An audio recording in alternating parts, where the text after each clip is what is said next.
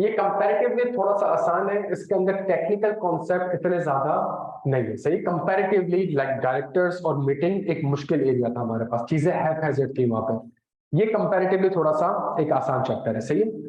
अच्छा, ये सेक्शन है क्या, इसमें क्या सेक्शंस हैं, इसको हम इंशाल्लाह आज हमारी आज की क्लास का एजेंडा और इस वीक के एजेंडा हमने दो एरियाज करने हैं, बुक्स ऑफ अकाउंट्स और डिविडेंड। सही है। और इंशाल्लाह अगर वीकेंड पे हमारी क्लास होती है तो हम एक और एरिया करेंगे डिविडेंड का। जब हम ये एरिया कर लेंगे तो हमारे 20 से 25 मार्क्स की कवरेज इंशाल्लाह और हो जाएगी। यहाँ पे सेक्शंस कम है लेकिन वेटेज इसकी ज्यादा है। लाइक डायरेक्टर्स के कुछ 50 सेक्शंस हमने पढ़ लिया, सही है, लेकिन उसकी वेटेज कंपैरेटिवली थोड़ी सी कम, लेकिन वो टेक्निकली बहुत ज्यादा एक मुश्किल एरिया था। सही है। अच्छा, बुक्स ऑफ अकाउंट, इसको समझने की कोशिश करिएगा। ये बुक्स ऑफ अकाउंट है क्या? Every company, it means public private कोई नहीं, जो कंपनी, अच्छा कंपनी कौन, form and register as per companies act. तो हर कंपनी, चाहे वो सिंगल मेंबर कंपनी हो, वो कोई भी कंपनी हो, उसने बुक्स ऑफ अकाउंट्स तो मेंटेन करना है। Every company shall prepare and cap क्या, बुक्स ऑफ अकाउंट्स। अच्छा, अगला पहला सवाल, ये बुक्स ऑफ अकाउंट्स है क्या भाई? पहला सवाल ये कि बुक्स ऑफ अकाउंट्स है क्या भाई? बुक्स ऑफ अकाउंट्स क्या है? एक कंपनी क्या करेगी, कैश रिसीट करेगी और कैश पे करेगी, इसके बुक्स ऑफ अकाउंट्स मेंटेन होने चाहिए। दूसरा, उसके कुछ एसेट्स एंड लायबिलिटीज होंगी, उसके बुक्स ऑफ अकाउंट्स में फिक्स एसेट रजिस्टर वो मेंटेन होना चाहिए। अच्छा, इसी तरीके से इसने कोई ना कोई इसकी सेल्स एंड परचेज होगी, मतलब इनकम एंड एक्सपेंडिचर होंगे, इसके पूरे प्रॉपर बुक्स ऑफ अकाउंट्स इसमें मेंटेन करने हैं। और अगर वो कोई मैन्युफैक्चरिंग कंपनी है तो वेरिएबल कॉस्ट और लेबर और यूटिलाइजेशन इन सब से रिलेटेड भी डेटा उसको क्या करना पड़ेगा, मेंटेन करना पड़ेगा, मैन्युफैक्चरिंग से रिलेटेड भी। क्या यहाँ तक बात समझ आती है? तो ये सारे बुक्स ऑफ अकाउंट्स है। ये मेरी बात समझने की कोशिश करेंगे। सेल्स का एक रजिस्टर होगा, फिक्स एसेट का एक रजिस्टर होगा, लायबिलिटी का एक रजिस्टर होगा। अच्छा, ये books of account her company prepare भी करना है, कैट भी करना है। कहाँ पे? अच्छा, कहाँ पे करना है? At the rate registered office. ये सारे बुक्स ऑफ अकाउंट आपने कहाँ मेंटेन करने हैं? ये एम्प्लाइड है कि हर कंपनी रजिस्टर्ड ऑफिस। तो रजिस्टर्ड ऑफिस जो था उसका पहला यूज तो ये था कि अगर मेंबर ने कोई कम्युनिकेशन करना है तो रजिस्टर्ड ऑफिस में करेगा। एससीसीपी ने कोई आपसे कम्युनिकेशन करनी है तो आपके रजिस्टर्ड ऑफिस में नोटिस लिखेगा। सही है। अगर फॉर एग्जांपल एससीसीपी ने रजिस्ट्रार ने कोई कम्युनिकेशन करनी है तो वो रजिस्टर्ड ऑफिस का एक और यूज आ गया कि भाई जो बुक्स ऑफ अकाउंट होंगे वो कहाँ कैप्ट होंगे, वो रजिस्टर्ड ऑफिस में होंगे। क्या यहाँ तक बात समझ आती है? अच्छा, ये सुनते रहिएगा। सर क्या मैं एक ऐसी कंपनी जिसकी ब्रांचेस हैं, national bank of Pakistan 1200 branch है, तो 1200 ब्रांच का डेटा तो रजिस्टर्ड ऑफिस में नहीं आएगा। वो 1200 ब्रांच का डेटा तो 1200 ब्रांचेस में मेंटेन हो रहा होगा। सही है। एक ब्रांच पाकिस्तान से बाहर है तो वो वहां पे मेंटेन कर रही होगी।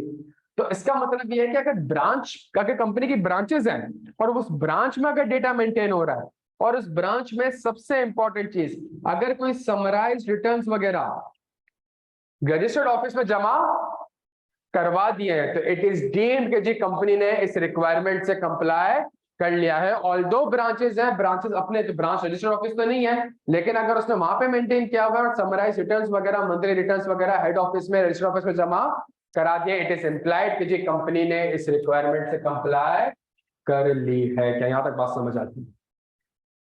अगर बोर्ड ऑफ डायरेक्टर्स चाहे नहीं भाई हमें तो रजिस्टर्ड ऑफिस में अपना डेटा नहीं रखना, भाई हमें तो रजिस्टर्ड ऑफिस में अपना डेटा नहीं रखना, बोर्ड के पास ये राइट है, बोर्ड चाहे तो किसी और अदर प्लेस में, वो अदर प्लेस क्या होगी उसके बारे में जाहिर सी बात है कंपनीज एक्ट कुछ नहीं कहेगा, but it should be other than the registered office. Registered office के अलावा अगर कोई जगह है तो वहां पे आप अपना डेटा मेंटेन कर सकते हैं। लेकिन एक बात याद रखिएगा, रजिस्ट्रार को आपने, जब रजिस्ट्रार ने आपको सर्टिफिकेट ऑफ इनकॉर्पोरेशन दिया था तो शायद 60 दिन के अंदर आपने उसको अपना रजिस्टर्ड ऑफिस का एड्रेस दिया था, लेकिन बुक्स ऑफ अकाउंट वहां पे आप मेंटेन नहीं हो रहे। तो जहां चेंज कर रहे हैं प्लेस को उसके 7 दिन के अंदर आप रजिस्ट्रार को इन्फॉर्म कर देंगे। क्या यहाँ तक बात समझ आती है? ताकि रजिस्ट्रार को पता चल जाए कि कंपनी का डेटा यहाँ पे मेंटेन नहीं हो रहा, ऐसा नहीं हो रहा कल को वो छापा मारना है, इंस्पेक्शन करना है, पता चला जी हमारे पास यहाँ पे डेटा मेंटेन हो गया, तो रजिस्ट्रार को आप इन्फॉर्म कर देंगे मेरे पास डेटा कहाँ मेंटेन हो रहा है। क्लियर हो गया हम सारे, यहाँ पे डन हो गया।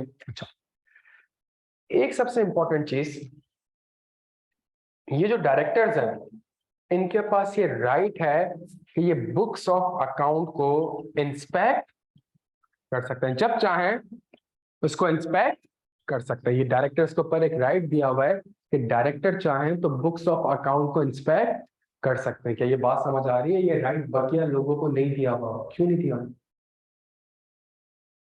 कॉन्फिडेंशियलिटी भी आपको मेंटेन करनी पड़ेगी। तो डायरेक्टर के पास राइट है कि वो चाहे तो बुक्स ऑफ अकाउंट को इंस्पेक्ट कर सकता है, देख सकता है सिग्नेचर मेंटेन हो रहा है कि नहीं। तो ये राइट किसको दिया हुआ है? डायरेक्टर्स को राइट दिया हुआ है। जब डायरेक्टर्स इंस्पेक्ट कर रहा होगा तो जितने भी ऑफिसर्स हैं और जितने भी एम्प्लॉयज हैं, जितने भी ऑफिसर्स जितने भी एम्प्लॉयज हैं, वो डायरेक्टर को फैसिलिटेट करेंगे ताकि वो अपनी इंस्पेक्शन कंप्लीट कर सके। क्या यहाँ तक बात समझ आती है? तो कंपैरेटिवली थोड़ा सा एक आसान सेक्शन है।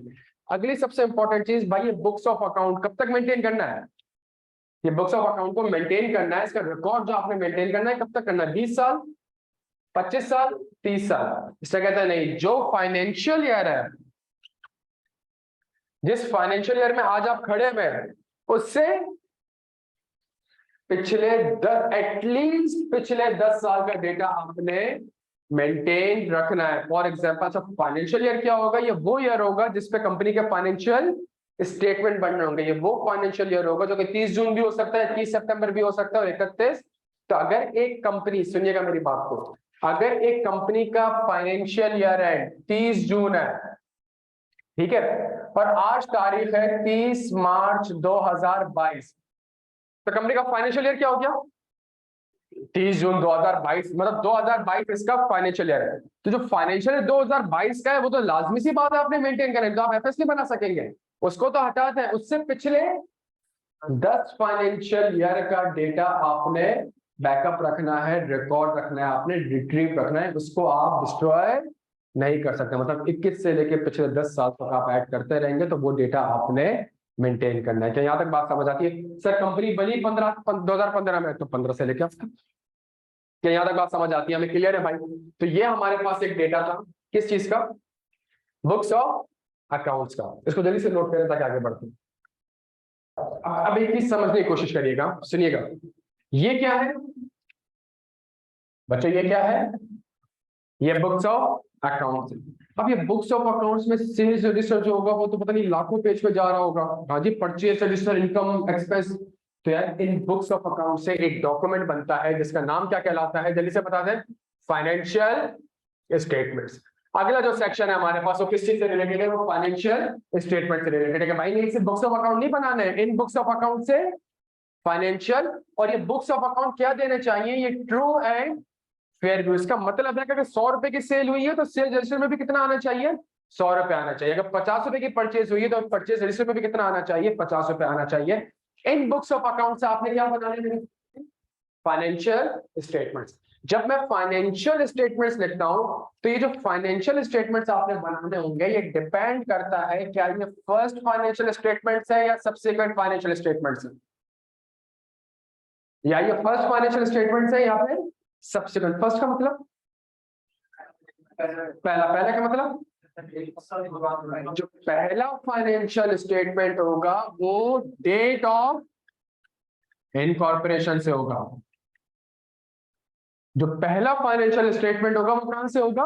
वो डेट ऑफ इनकॉर्पोरेशन से होगा। अगर फॉर एग्जांपल मुझे date of incorporation for example 1 अप्रैल का मिला है और मेरा फाइनेंशियल ईयर है 30 जून, तो मेरे जो पहले साल के फाइनेंशियल स्टेटमेंट होंगे वो 1 अप्रैल से 30 जून, वो 30 जून 2020 भी हो सकता है, 30 जून 2021 भी हो सकता है। मतलब कंपनी तो एफएस बनाएगी 30 जून 2021 में भी क्लोज करेगी, अगले एफएस बनाएगी 30 जून 2022 के लिए। तो जो पहला फाइनेंशियल स्टेटमेंट होगा वो होगा डेट ऑफ इनकॉर्पोरेशन से। जो उसके बाद के फाइनेंशियल स्टेटमेंट होंगे वो प्रीसीडिंग फाइनेंशियल ईयर के क्लोज से करंट फाइनेंशियल ईयर के एंडिंग तक होगा। फॉर एग्जांपल अगर एक कंपनी 1 अप्रैल 2020 को बनती है, सही है, तो कंपनी अपने पहले एफएस बनाती है 1 अप्रैल 2020 से लेके 30 जून 2021 तक, समझाने के लिए 30 जून 2021 तक। तो इसका मतलब है जो पहला फाइनेंशियल स्टेटमेंट बनेगा वो 1 साल से ज्यादा बन सकता है। जो पहले फाइनेंशियल स्टेटमेंट बनेंगे वो 1 साल से। डेट ऑफ इनकॉर्पोरेशन क्या है मेरे भाई? डेट ऑफ इनकॉर्पोरेशन है 1 अप्रैल 2021। ऐसा ही है मेरे भाई। तो फर्स्ट एफएस बनेंगे वो 1 अप्रैल 2021 से लेके 30 जून 2022 तक बनेंगे। लेट्स, अच्छा 22 क्यों लिख रहा हूँ, 21 के भी बनेंगे अब, लेकिन 22 क्यों लिख रहा हूँ मैं समझाता हूँ। जो सब्सिक्वेंट एफएस होंगे वो प्रीसीडिंग फाइनेंशियल ईयर से लेके अगले फाइनेंशियल ईयर तक, मतलब 1 जुलाई 2022 से लेके 30 जून 2023 तक होंगे। सब्सिक्वेंट फाइनेंशियल स्टेटमेंट हमेशा हमेशा जल्दी 1 साल के होंगे, लेकिन जो पहले फाइनेंशियल स्टेटमेंट है वो जरूरी नहीं कि 1 साल के हो, 1 साल से ज्यादा भी हो सकते हैं। क्या यहां तक बात समझ आती है? 1 साल से, जो कि आपके सामने क्वेश्चन रख दी मैंने, 1 साल से कितने, अप्रैल मई जून, मतलब कितने महीने के एफएस? 15 महीने के एफएस, 1 साल से ज्यादा के भी एफएस हो सकते हैं। क्या यहां तक बात समझ आती है बच्चों? कुछ ये जो पहले फाइनेंशियल स्टेटमेंट है, जो पहले फाइनेंशियल स्टेटमेंट है, ये 16, हाँ जी, 16 मंथ्स के अंदर लेट डाउन होंगे। ये वर्ड यूज हुआ 16 मंथ्स के अंदर, from the date of incorporation 16 months के अंदर आपने क्या करना है? लेट डाउन करना है। ये जो सब्सिक्वेंट फाइनेंशियल स्टेटमेंट होंगे, ये जो क्लोज हो रहा है फाइनेंशियल ईयर का, इसके within 120 days let down हो गई। याद आ रही है डेट्स कुछ मुझे? ये कौन सी डेट थी? एजीएम पे। इसका मतलब है जब पहली एजीएम होगी तो वो डेट ऑफ इनकॉर्पोरेशन के 16वें महीने में होगी। एजीएम के सेक्शन में कुछ नहीं लिखा हुआ कि एसेट्स प्रेजेंट करने के नहीं करते। जो provision of meeting and notes था उसमें था कि एजीएम में क्या प्रेजेंट होगा? Audited financial statement. तो जो एनुअल फाइनेंशियल स्टेटमेंट होंगे वो प्रेजेंट किए जा रहे होंगे। तो उसको प्रेजेंट करने की डेट उसने कंसिस्टेंट रखी है किस डेट से? एजी, बिकॉज एजीएम में ही प्रेजेंट हो रहे होंगे। क्या यहां तक बात समझ आती है मेरे भाई? क्लियर है यहां तक? तो 16 मंथ्स और 120 डेज, वही डेट्स है जो एजीएम वाले सेक्शन, एजीएम वाले सेक्शन में नहीं, जो कि provision of meeting and votes में लिखी थी। 131 हमारा स्टैट्यूटरी था, 132 हमारा एजीएम था। एजीएम में कुछ नहीं लिखा हुआ। एजीएम में सिर्फ इतना लिखा हुआ एजीएम होगी, कब होगी?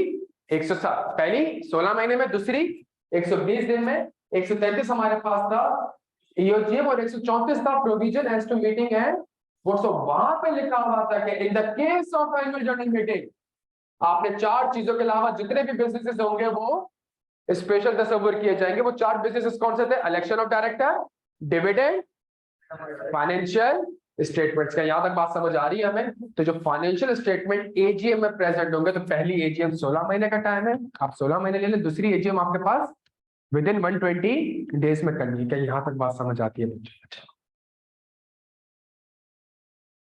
ये जो फाइनेंशियल स्टेटमेंट है, ये जो फाइनेंशियल स्टेटमेंट है, ये आपने सारे जल्दी ये जो फाइनेंशियल स्टेटमेंट्स हैं प्यारे बच्चों, इसका आपने क्या करवाना होगा? ऑडिट करवाना होगा। इसका आपने क्या करवाना होगा? ऑडिट करवाना। इन फाइनेंशियल स्टेटमेंट का आपने क्या करवाना होगा? ऑडिट। एक्सेप्शन अगर प्राइवेट कंपनी है और पेड अप कैपिटल 1 मिलियन से कम है, तो इन कंपनीज को ऑडिट करवाने की रिक्वायरमेंट नहीं है। चाहे तो करवा सकती है, लेकिन अगर प्राइवेट कंपनीज का पेड अप कैपिटल 1 मिलियन से ज्यादा है तो इस फाइनेंशियल स्टेटमेंट के साथ एक और चीज अटैच होगी, जिसका नाम क्या होगा? ऑडिटर्स की रिपोर्ट अटैच होगी। क्या याद बात समझ आती है?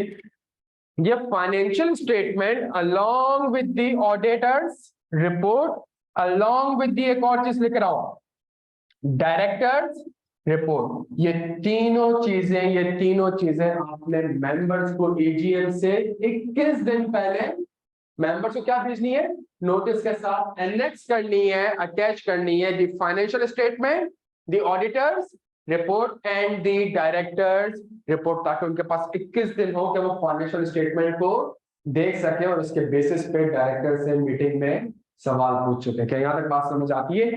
ये फाइनेंशियल स्टेटमेंट जिस दिन आप मेंबर को डिस्पैच करेंगे, जो कि नोटिस का 21 दिन वाला होता है, सैमिल्टेनियसली आपने आपने रजिस्ट्रार को, कमिश्नर को और एसईसीपी को भी डिस्पैच करना पड़ेगा ऑन वेरी सेम डे। आपने उनको भी डिस्पैच करना पड़ेगा। यहाँ तक बात समझ आती है बच्चों? क्लियर हम सारे यहाँ तक? तो ये अभी इसी वर्ड में और सेक्शन निकलेंगे। फॉर एग्जाम्पल ये जो फाइनेंशियल स्टेटमेंट्स है, ये कौन भेजेगा? भाई जब मेंबर्स को एक चीज जानी है तो मेंबर को एक चीज जाने से पहले कोई चीज अप्रूव भी तो होनी चाहिए। तो इन फाइनेंशियल स्टेटमेंट को अप्रूव कौन करेगा? बोर्ड ऑफ डायरेक्टर्स अप्रूव करेंगे। इन फाइनेंशियल स्टेटमेंट्स को बोर्ड ऑफ डायरेक्टर्स अप्रूव करेंगे। सुनते रहिएगा मेरी बात को। लेकिन बोर्ड ऑफ डायरेक्टर अप्रूव करेंगे तो एफएस को देख के पता कैसे चलेगा कि बोर्ड ऑफ डायरेक्टर ने अप्रूव करा? इसका मतलब है एफएस में सिग्नेचर भी होगी। और सिग्नेचर किसकी होगी? सिग्नेचर चीफ एग्जीक्यूटिव ऑफिसर की तो लाजमी होगी, और इसके अलावा किसी एक डायरेक्टर की होगी। और कुछ कंपनीज में सीएफओ की भी सिग्नेचर होगी। कौन सी कंपनी होगी? थोड़ी देर में सेक्शन पढ़ लेंगे। तो सीईओ का भी सिग्नेचर होगा, सीएफओ का भी सिग्नेचर होगा, और डायरेक्टर का भी, एक डायरेक्टर का भी सिग्नेचर होगा। अगर सीईओ मौजूद नहीं है तो फिर दो डायरेक्टर, एटलीस्ट दो डायरेक्टर फाइनेंशियल स्टेटमेंट को, ताकि जब आपके पास एक डॉक्यूमेंट जाए तो किसी का सिग्नेचर तो पता तो चलेगा। ऐसे तो नहीं लगेगा कि प्रिंट करके बस ऐसे दे दिए। तो ये फाइनेंशियल स्टेटमेंट क्या होंगे? साइन होंगे। क्या यहाँ तक बात समझ आती है? इस फाइनेंशियल स्टेटमेंट के साथ डायरेक्टर्स की रिपोर्ट होगी। डायरेक्टर्स रिपोर्ट क्या कहलाती है, इसको समझने की कोशिश करेंगे। डायरेक्टर्स रिपोर्ट में डायरेक्टर, चूंकि आपने बिठाया था उनको, आपने उनको बिठाया था, तो वो इस फाइनेंशियल स्टेटमेंट के ऊपर as a sort of shareholder को कुछ बातें बता। अब इतने बड़े एफएस है, तो मैंने एफएस पढ़े, मैंने एफएस देखे, अब मुझे समझ नहीं आ रहा पीबीटी क्यों बढ़ रहा है। अब मैं सोच रहा हूँ मीटिंग में सवाल पूछूंगा कि पीबीटी क्यों बढ़ा, या पीबीटी कम हो रहा है, या फिर ये एक्सपेंस क्यों आ रहा है, या कंपनी इतना प्रॉफिट है लेकिन डिविडेंड क्यों नहीं दे रही, ये जो लोन आ रहा है इतना, कहीं मैंने इसको डिफॉल्ट तो नहीं कर दिया। इतने सारे सवाल, एक जेनेरिक सवाल होंगे जो कि मेरे और मेरे शोल्डर के दरमियान आ रहे होंगे। तो लॉ ने एक रिक्वायरमेंट रख दी कि यार इस फाइनेंशियल स्टेटमेंट के ऊपर कुछ बातें आप कम्युनिकेट कर दो। किसको कम्युनिकेट कर दो? शेयर होल्डर को कम्युनिकेट कर दो। कैसे कम्युनिकेट कर दो? एक डॉक्यूमेंट है जिसका नाम है डायरेक्टर्स रिपोर्ट। यहाँ पे डायरेक्टर शेयर होल्डर से मुखातिब हो रहा है, कह रहा है आपने मुझे पूरा साल इन डायरेक्टर्स को ये कंपनी सौंपी, इनके नाम ये है, ये इनकी डेजिग्नेशन है, ये एग्जीक्यूटिव है, ये नॉन एग्जीक्यूटिव है। पूरे साल कंपनी में क्या हुआ, क्या मेजर इवेंट हुए, क्यों प्रॉफिट बढ़ा, अर्निंग पर शेयर नहीं, अर्निंग पर शेयर क्या है, अगर कंपनी के लॉसेस हुए हैं इस साल तो लॉसेस की रीजन क्या है, अगर हमारे प्रॉफिट्स है तो इन प्रॉफिट के बावजूद हम डिविडेंड डिस्ट्रीब्यूट क्यों नहीं कर रहे, इसकी जस्टिफिकेशन क्या है, इसकी रीजन क्या है, क्या किसी लोन या किसी लोन वगैरह को मैं डिफॉल्ट क्या है कि नहीं क्या। अगर ऑडिटर ने अपनी ओपिनियन मॉडिफाई की हुई है तो उसके ऊपर मेरा क्या व्यू है, मैं क्या कहना चाह रहा हूँ, ये सारे मैटर्स कहाँ कम्युनिकेट हो रहे होंगे। और इसको यूं समझे कि वो चीजें कम्युनिकेट कर रहा होगा जो कि एफएस देख के शेयर होल्डर के ध्यान में नॉर्मली ये सवाल आ रहे होंगे। तो वो सवाल आ रहे हैं तो उसी के साथ आप क्या अटैच करते हैं? डायरेक्टर्स रिपोर्ट अटैच कर दें, जिससे वो शेयर होल्डर को मुखातिब करके कहेगा। इस तरह से डायरेक्टर्स रिपोर्ट किसी एक डायरेक्टर की रिपोर्ट नहीं होगी। ये किसकी रिपोर्ट होगी? ये बोर्ड ऑफ डायरेक्टर्स की होगी। पूरे 8-9 डायरेक्टर मिलके एक रिपोर्ट बनाएंगे और वही बोर्ड ऑफ डायरेक्टर उन डायरेक्टर्स रिपोर्ट को क्या कर रहा होगा?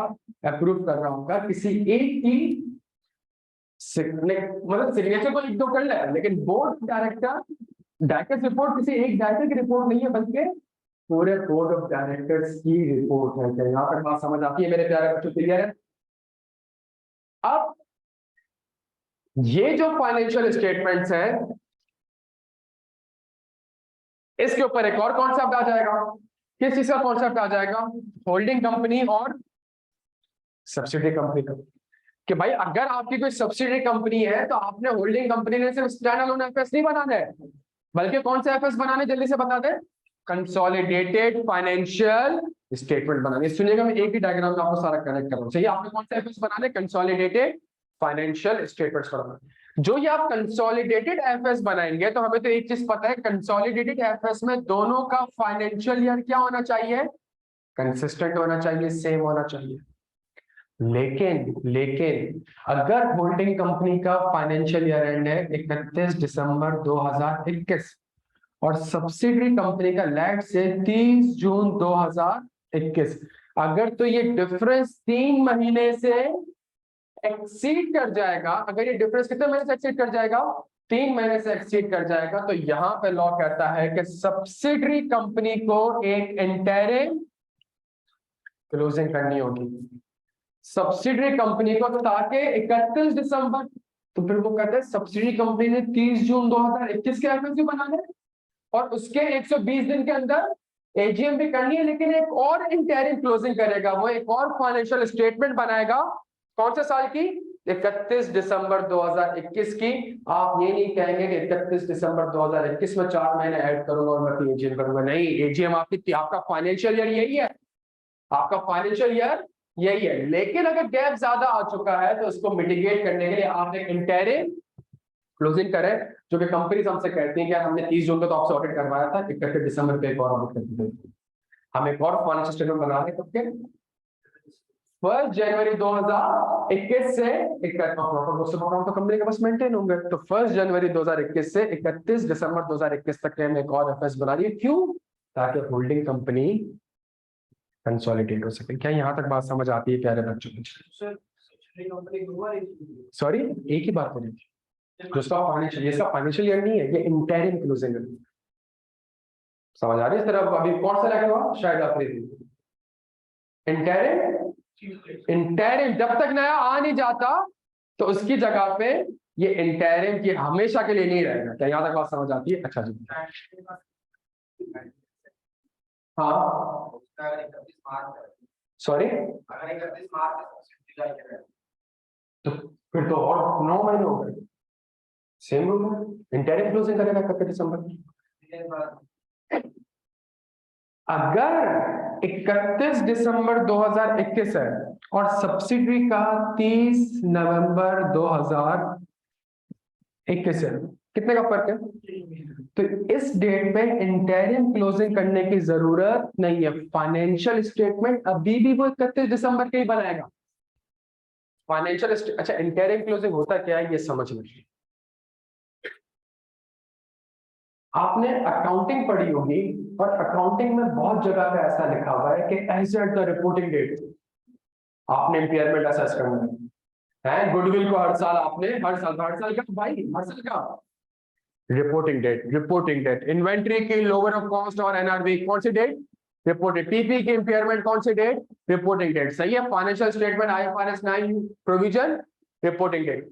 अगर तो कंपनी ने 30 नवंबर 2021 को फाइनेंशियल स्टेटमेंट बनाए हुए हैं, अगर उसका ईयर एंड 30 नवंबर 2021 का है, तो it means receivable PP inventory को 31 दिसंबर 2021 पे वापस से इंपेयरमेंट की वर्किंग नहीं करेगी। जो वर्किंग वो कर चुकी है 30 नवंबर पे, that shall be considered as final. Interim closing का मतलब, अगर कंपनी का ईयर एंड कहां लिखा हुआ था 30 जून 2021 है, मतलब 31 दिसंबर को वो टीपी की अपनी और असेसमेंट करेगी, एक डिटेल्ड वर्किंग करेगी, इन्वेंट्री की एक और डिटेल्ड वर्किंग कर रही होगी, आईएफआरएस 9 फाइनेंशियल एसेट की डिटेल्ड वर्किंग कर रही होगी एज ऑफ, इस चीज को कहलाता है इंटरिम। इसका ये कतई मतलब नहीं है मेरे प्यारे बच्चों कि 90 दिन से ज्यादा हो या 90 दिन से कम हो, एफएस सब्सिडरी 31 दिसंबर के तो लाजमी बनाएगी। एफएस सब्सिडरी के 31 दिसंबर के लास्ट, जब वो अपने एफएस में कहेगी एग्जैक्ट 31 दिसंबर, तो इसका मतलब है कि अगर होल्डिंग कंपनी और सब्सिडी कंपनी के फाइनेंशियल ईयर में 90 दिन से गैप कम है, तो वो कहे तो एग्जैक्ट 31 दिसंबर नहीं है, लेकिन उसने सारे रिपोर्टिंग डेट वाली रिक्वायरमेंट 31 दिसंबर को अप्लाई नहीं करी। कब अप्लाई करी है? नवंबर को करेंगी, अक्टूबर को करेंगी। कंपनी को इंपेयरमेंट की वर्किंग करनी होती है, तो इंपेयरमेंट की वर्किंग किस डेट पे करूँ भाई? रिपोर्टिंग डेट पे, एज ऑफ रिपोर्ट। आप एक्स्ट्रा अकाउंटिंग स्टैंडर्ड देखोगे क्या होती है होता है, रिपोर्टिंग डेट। तो वो रिपोर्टिंग डेट तो उसकी 31 दिसंबर है, लेकिन वो 31 दिसंबर वापस से इंपेयरमेंट की वर्किंग नहीं करी। हाँ, अगर 3 महीने से गैप, ऑल्दो वो 30 जून को कर चुकी है इंपेयरमेंट की वर्किंग, उसको 31 दिसंबर को वापस से अपने इंपेयरमेंट की वर्किंग करनी पड़ेगी। ये एक वाजिब फर्क है, सुन लीजिएगा। जो सेल्स हुई है वो पूरी रिकॉर्ड होगी, जो परचेज हुई है चाहे वो 3 महीने से ज्यादा हो या 3 महीने से कम हो, जो एक्चुअल डेटा है वो पूरा इंटरनल क्लोजिंग का मतलब ये है कि मैं रिपोर्टिंग डेट के आके वापस से अपनी सारी रिक्वायरमेंट्स को अप्लाई करूं। क्या यहाँ तक बात समझ आती है बच्चों? क्लियर है सारे यहाँ पे? तो ये हमारे पास कहलाता है इंटरनल, सॉरी 30 नवंबर, उसका फाइनेंशियल ईयर 30 नवंबर रहेगा, उसकी रिपोर्टिंग डेट भी 30 नवंबर ही रहेगी, 30 नवंबर ही रहेगी। अगर तो फर्क 3 महीने से कम है, अगर तो फर्क 3 महीने से कम है। अगर ये फर्क 3 महीने से 90 दिन से ज्यादा का आ जाता है, 3 महीने से ज्यादा आ जाता है, तो इन दैट केस उसको इंटरिम क्लोजिंग करनी पड़ेगी। आईएफआरएस की सारी रिक्वायरमेंट को एज ऑफ 31 दिसंबर पे वापस से अप्लाई करनी पड़ेगी। क्या यहाँ तक बात समझ आती है मेरे भाई? क्लियर है हम सारे यहाँ तक? अच्छा जी, हाँ जी। उसमें तो कोई दो राय है ही नहीं, दोनों में ये तो फर्क ही नहीं है, दोनों में इस चीज का तो कोई मतलब, यहाँ पे जो सेल्स का डेटा और यहाँ पे जो सेल्स, दोनों जगह सेल्स का डेटा एग्जैक्टली सेम रहेगा। जो एक्चुअल ट्रांजैक्शन हुई है वो तो प्लस होंगी, एप्पल टू एप्पल होगा तभी आप प्लस कर सकते हैं, तो वो तो प्लस लाजमी होंगे। परचेज का डेटा भी आपस में प्लस हो रहा होगा, एक्सपेंसेस का डेटा भी प्लस हो रहा होगा, एसेट भी प्लस हो रहे होंगे। बस एक फर्क होगा कि एसेट में जो रिक्वायरमेंट थी एज ऑफ रिपोर्टिंग डेट, अगर 3 महीने ज्यादा का फर्क आ रहा है फाइनेंशियल ईयर में, तो आपको फिर रिपोर्टिंग डेट को इंटरिम क्लोजिंग करना पड़ेगा। मतलब अगर एक कंपनी ने, सुन ले, गोइंग कंसर्न असेसमेंट करनी है 12 महीने की, ये सिंपल एग्जांपल, ऑडिट में पढ़ा हुआ है ना, गोइंग कंसर्न की असेसमेंट कितने महीने की करनी है? At least from the date of balance sheet. अगर कंपनी का ईयर एंड 30 नवंबर 2021 है और सब्सिडी 30 नवंबर 2021 से 30 नवंबर 2022 तक की गोइंग कंसर्न असेसमेंट कर चुकी है, समझने की कोशिश, सिर्फ इस कॉन्सेप्ट के साथ समझा रहा हूं। क्या फाइनेंशियल में डिफरेंस 90 दिन से ज्यादा है? इसका मतलब है वो 31 दिसंबर के एफएस जब वो बना रही होगी 12 महीने की असेसमेंट नहीं करेगी। लेकिन अगर कंपनी का ईयर एंड 30 जून 2021 है तो 30 जून 2021 को गोइंग कंसर्न की असेसमेंट करी होगी बच्चों, 30 जून 2021 में गोइंग कंसर्न की असेसमेंट करी होगी मेरे भाई, करी, हर कंपनी ने करनी है यार।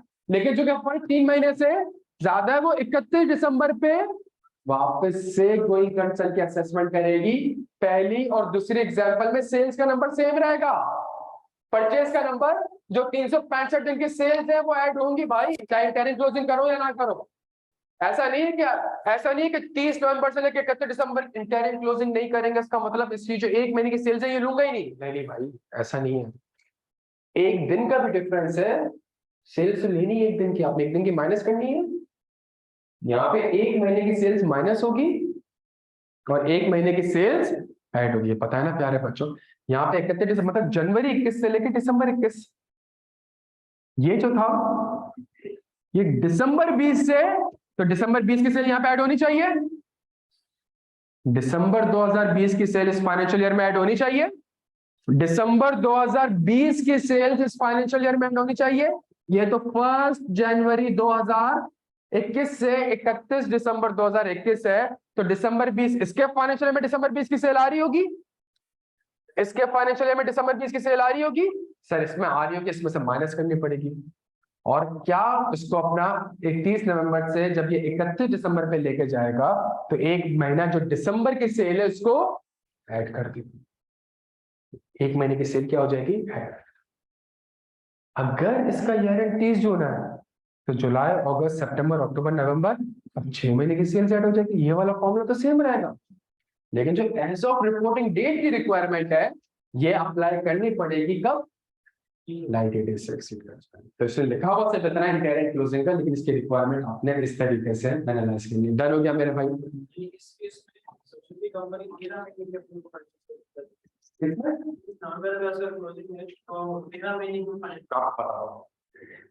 एक जो इसका फाइनेंशियल स्टेटमेंट बनेंगे, एक जो इसका फाइनेंशियल स्टेटमेंट बनेंगे वो बनेंगे 1 दिसंबर 2020 से लेके 30 नवंबर 2000, ये कितने साल के हो गए, ये 12 महीने हो गए। 30 नवंबर 2021 का फाइनेंशियल ईयर है, इसका मतलब है 120 दिन के अंदर दिसंबर, जनवरी, फरवरी, मार्च में एज्यूम कर रहा हूं हर महीने में 30 दिन है, तो 30 मार्च को उसको क्या करनी पड़ेगी, एजीएम कॉल करनी पड़ेगी। ये चूंकि एक कंपनी है ये काम इसने करना पड़ेगा। डन हो गया? अगर अगर इसकी होल्डिंग कंपनी है उसका ईयर एंड क्या है? 31 दिसंबर। तो ये एक और फाइनेंशियल स्टेटमेंट बनाएगी जो कि 1 जनवरी 2021 से 31 दिसंबर 2021 तक होगा। और ये एफएस कितने महीने के होंगे? ये भी 12 महीने के ही होंगे। 13 महीने के क्यों होंगे? ये भी 12 महीने होंगे। क्यों? होल्डिंग कंपनी के एफएस में कितने महीने के?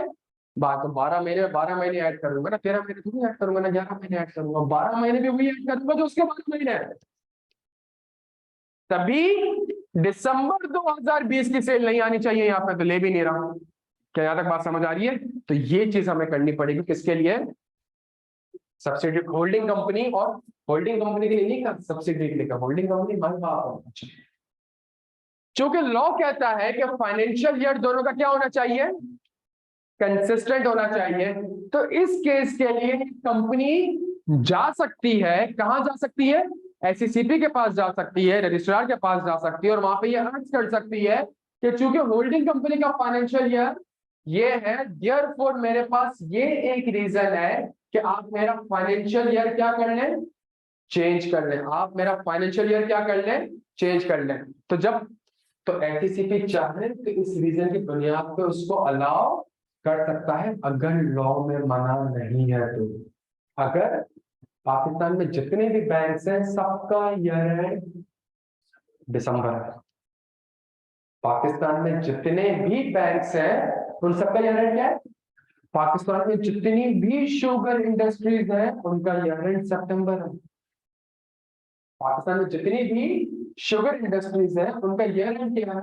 सितंबर है। क्या यहाँ तक बात समझ? तो कुछ जगह पे लॉ ने बताया कि आपका फाइनेंशियल ईयर ये होना चाहिए। अब बैंक है कि मेरी होल्डिंग कंपनी है उसका ईयर एंड जून है, एसईसीपी शायद आपको परमिशन नहीं मानेगा, ऐसी जगह नहीं, सारे बैंकों का फाइनेंशियल ईयर, ताकि जब नेशनल बैंक के एफएस को कंपेयर किया जा रहा है एसबीआई तो एसबीआई बोले मेरा तो 6 महीने पूरे साल ही नहीं, ऐसा नहीं हो सकता। तो फाइनेंशियल ईयर, तो इस केस के लिए यहाँ पे उसने कहा है लॉ ने कि अगर कोई रीजन है और रीजन ये है और लॉ अगर मना, तो एसईसीपी आपको अलाउ कर सकता है कि अपना फाइनेंशियल ईयर क्या कर दें। लेकिन जहां वो फाइनेंशियल ईयर एक्सटेंड करने के लिए कहेगा तो बहुत सी रिक्वायरमेंट में आपको रिलैक्सेशन दे देगा। फॉर एग्जाम्पल, कंपनी का ईयर एंड था 30 जून, ये सब्सिडी की बात कर रहा हूँ सही, 30 जून 2000, इसलिए फाइनेंशियल ईयर एंड था। होल्डिंग कंपनी का ईयर एंड क्या था? 30 सितंबर 2021, ये होल्डिंग कंपनी का ईयर एंड है। ये किसका ईयर एंड है? ये सब्सिडी कंपनी का। सब्सिडी कंपनी जाती है एसईसीपी के पास और कहती है प्लीज मैं अपना फाइनेंशियल ईयर क्या करने जा रही हूँ? जब मैं कंपनी बनाई थी तब जून 21 था, अब मेरे पास पिछले साल या इस साल एक कंपनी ने मुझे एक्वायर कर लिया, उसका ईयर एंड क्या है? 30 सितंबर। और आप खुद लॉ में कहते हैं कि फाइनेंशियल ईयर क्या होना चाहिए? कंसिस्टेंट होना चाहिए। तो काइंडली मुझे आप अलाउ कर दें अपना फाइनेंशियल ईयर चेंज कर लें। जब ये कंपनी अपने फाइनेंशियल ईयर चेंज करेगी तो इसके जो फाइनेंशियल स्टेटमेंट बनेंगे वो 1 साल से ज्यादा के बनेंगे। इसके जो फाइनेंशियल स्टेटमेंट होंगे, लास्ट एफएस कब हुआ था? लास्ट एफएस कौन से थे? 30 जून 2020 नहीं, लास्ट एफएस कब थे? 30 जून 2000। तो 1 जुलाई 2020 से लेके 30 सितंबर 2001, तो ये 15 महीने के एफएस बनाएंगे, तो यहाँ रिलैक्सेशन देगा उसको। हालांकि वहां कहता था कि सब्सिक्वेंट एफएस कितने साल के होने चाहिए? बच्चों ऐसा ना करें, सब्सिक्वेंट एफएस कितने साल के होने चाहिए? 1 साल के। तो रिलैक्सेशन देगा, सिर्फ चेंज करने की रिलैक्सेशन नहीं देगा, इसकी भी रिलैक्सेशन देगा। और फाइनेंशियल ईयर आपका क्या था? 30 जून 2021, तो इसके 120 दिन के अंदर आपको क्या करनी थी? एजीएम। तो इसके 120 दिन के अंदर तो आपके 3 महीने पूरे होंगे, तो नहीं, अब एजीएम आपको कब से करनी पड़ेगी? 30 सितंबर। तो इस चीज के ऊपर भी आपको रिलैक्सेशन दे सकता है। क्या यहां तक बात समझ आती है? मतलब क्या कहा था उसने कि फाइनेंशियल ईयर के 120 दिन के अंदर आपने ले डाउन करना है एफएस। तो आपका फाइनेंशियल तो 30 जून था, अब आप चेंज करने जा रहे हो तो वो आपको सिर्फ चेंज नहीं करने देगा, आपको मजीद 2-3 रिलैक्सेशन भी दे सकता है। क्या यहाँ तक बात समझ आती है? तो स्ट्रक्चर को समझने की कोशिश करिएगा, स्ट्रक्चर को समझने की कोशिश करिएगा कि एक वर्ड था बुक्स ऑफ अकाउंट, क्या होता है? ये होता है बुक्स ऑफ अकाउंट। कहाँ मेंटेन करना है? रजिस्ट्री ऑफिस में करना है। ब्रांचेस हो तब क्या होगा? किसी और जगह में हो तब क्या करना पड़ेगा? डायरेक्टर के पास राइट है, किसको क्या कर सकता है? इंस्पेक्ट कर सकता है। बुक्स ऑफ अकाउंट की डेफिनेशन क्या है? ये डेफिनेशन है। जब ये डेफिनेशन है तो इससे क्या बनता है मेरे भाई? फाइनेंशियल स्टेटमेंट्स बनते हैं। फाइनेंशियल जब स्टेटमेंट बनेगा तो जो पहला एफएस होगा वो 1 साल से ज्यादा का हो सकता है, जो सब्सिक्वेंट होंगे वो 1 साल से ज्यादा का नहीं होना चाहिए, वो 1 साल का ही होगा। एक्सेप्शन क्या है, वो ही एक्सेप्शन। सही है। ये जो पहले एफएस होंगे ये 16 महीने, 16 महीने कहां से आया, वो एजीएम वाले सेक्शन से। ये जो होंगे ये कब होंगे, 120 दिन के अंदर। ये 120 दिन भी कहां से आए, जो फाइनेंशियल स्टेटमेंट होंगे ये तो ऑडिटेड होने चाहिए। तो ऑडिट किसको करवाना है, हर उस कंपनी को जिसका पेड अप कैपिटल 1 मिलियन से, हर प्राइवेट कंपनी को जिसका पेड अप कैपिटल, अगर पब्लिक कंपनी है और 5 लाख की एलेट है उसने तो करवाना ही करवाना है। क्या यहाँ तक बात समझ आती है। अगर आप प्राइवेट कंपनी हो और 1 मिलियन से पेड अप कैपिटल ज्यादा, तो आपने क्या करवाना पड़ेगा, ऑडिट। तो इसका मतलब audited financial statement, the financial statement, और साथ में एक और चीज लगेगी जिसका नाम क्या होगा, डायरेक्टर रिपोर्ट। ऑडिटर जब शेयर होल्डर से मुखातिब होकर उसको एक रिपोर्ट दे रहा है, तो डायरेक्टर तो इस दुनिया में पहले आया है, तो वो भी एक रिपोर्ट देगा शेयर होल्डर पर, जिसका नाम क्या होगा, डायरेक्टर रिपोर्ट। उसके कंटेंट क्या होंगे, थोड़े बहुत मैंने आपको वो कंटेंट आपको कम्युनिकेट कर दी। ये जो फाइनेंशियल स्टेटमेंट होंगे इसको कौन अप्रूव करेगा, बोर्ड ऑफ डायरेक्टर। इसको कौन साइन करेगा, ये साइन करेंगे। फाइनेंशियल, अगर एक कंपनी की होल्डिंग भी है और सब्सिडी भी है, तो ये होल्डिंग और सब्सिडी के फाइनेंशियल स्टेटमेंट या फाइनेंशियल ईयर क्या होना चाहिए, सेम होना चाहिए। नहीं है सेम तो कुछ रिक्वायरमेंट्स अप्लाई हो जाएगी। ये जो फाइनेंशियल स्टेटमेंट है सिर्फ ये मेंबर्स को नहीं चाहिए, ये उसी दिन साइमल्टेनियसली डिस्पैच हो जाएंगे। कहाँ डिस्पैच हो जाएंगे, रजिस्ट्रार को, कमिश्नर को, एससीसी को। क्या यहाँ तक बात समझ आती है। जब एजीएम हो जाएगी और जब फाइनेंशियल स्टेटमेंट को शेयर होल्डर अप्रूव कर देंगे, तो तब भी एक रिक्वायरमेंट है कि वो अप्रूव्ड एफएस भी आपने किसको कम्युनिकेट करने हैं, रजिस्ट्रार को। क्या यहाँ तक बात समझ आती है। अब हम फौरन से इन सेक्शंस को प्यारे बच्चों रीड कर लेते हैं। अच्छा, मैं एक बार इसको रीडिंग कर ले मेरे भाई, तो सुकून से सवाल लेंगे, टेंशन नहीं लेना। ऑनलाइन वाला आपका क्लियर हो बेटा,